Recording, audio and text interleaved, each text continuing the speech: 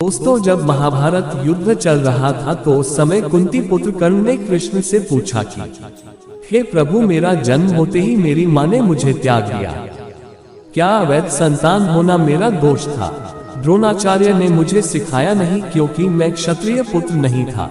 परशुराम जी ने मुझे सिखाया तो सही, परंतु श्राप दे दिया कि जिस वक्त मुझे उस विद्या की सर्वाधिक आवश्यकता होगी, मुझे उसका विस्मरण होगा, क्योंकि उनके अनुसार मैं क्षत्रिय नहीं था।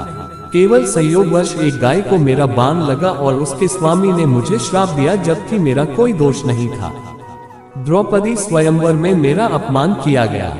माता कुंती ने मुझे आखिर में मेरा जन्म रहस्य बताया भी तो अपने अन्य बेटों को बचाने के लिए। जो भी मुझे प्राप्त हुआ है दुर्योधन से ही हुआ है, तो अगर मैं उसकी तरफ से लड़ूं तो मैं गलत कहाँ हूँ? तब श्री कृष्ण कर्ण को उत्तर देते हुए कहते कि हे कुंती पुत्र कर्ण, मेरा तो जन्म ही कारागार में हुआ था। जन्म से पहले ही मृत्यु मेरी प्रतीक्षा में घात लगाए थी। जिस रात मेरा जन्म हुआ उसी रात माता पिता से दूर किया गया। तुम्हारा बचपन खड्ग, रथ, घोड़े, धनुष्य और बाण के बीच उनकी ध्वनि सुनते बीता, और मुझे ग्वाले की गौशाला मिली, गोबर मिला और खड़ा होकर चल भी पाया। उसके पहले ही कई प्राणघातक हमले झेलने पड़े। कोई सेना नहीं, कोई शिक्षा नहीं, लोगों से ताने ही मिले कि उनकी समस्याओं का कारण मैं हूं। तुम्हारे गुरु जब तुम्हारे शौर्य की तारीफ कर रहे थे, मुझे उस उम्र में कोई शिक्षा भी नहीं मिली थी। जब मैं 16 वर्षों का हुआ तब कहीं जाकर ऋषि सांदीपन के गुरुकुल पहुंचा।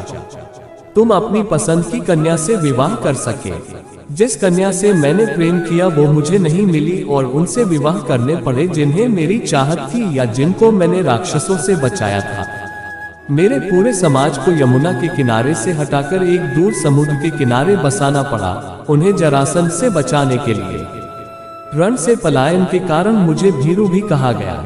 अगर दुर्योधन युद्ध जीतता है तो तुम्हें बहुत श्रेय मिलेगा। धर्मराज अगर जीतता है तो मुझे क्या मिलेगा?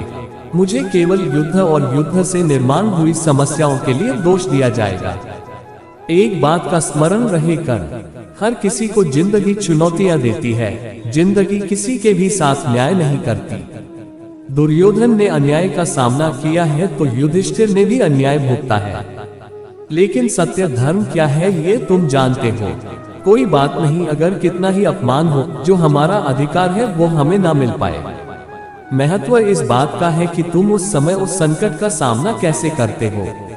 इसलिए हे कर्ण, तुम रोना धोना बंद करो। कर्ण, जिंदगी न्याय नहीं करती, इसका मतलब यह नहीं होता कि तुम्हें अधर्म के पथ पर चलने की अनुमति है। मित्रों, अगर ये कहानी अच्छी लगी हो तो इसे लाइक जरूर करें, और अगर आप हमारे चैनल पर पहली बार आए हैं तो आप चैनल को सब्सक्राइब अवश्य कर दें, जिससे हमारे आने वाले हर वीडियो की सबसे पहले आपको नोटिफिकेशन मिल सके। मिलते हैं इसी तरह के नए वीडियो के साथ, तब तक के लिए नमस्कार, धन्यवाद।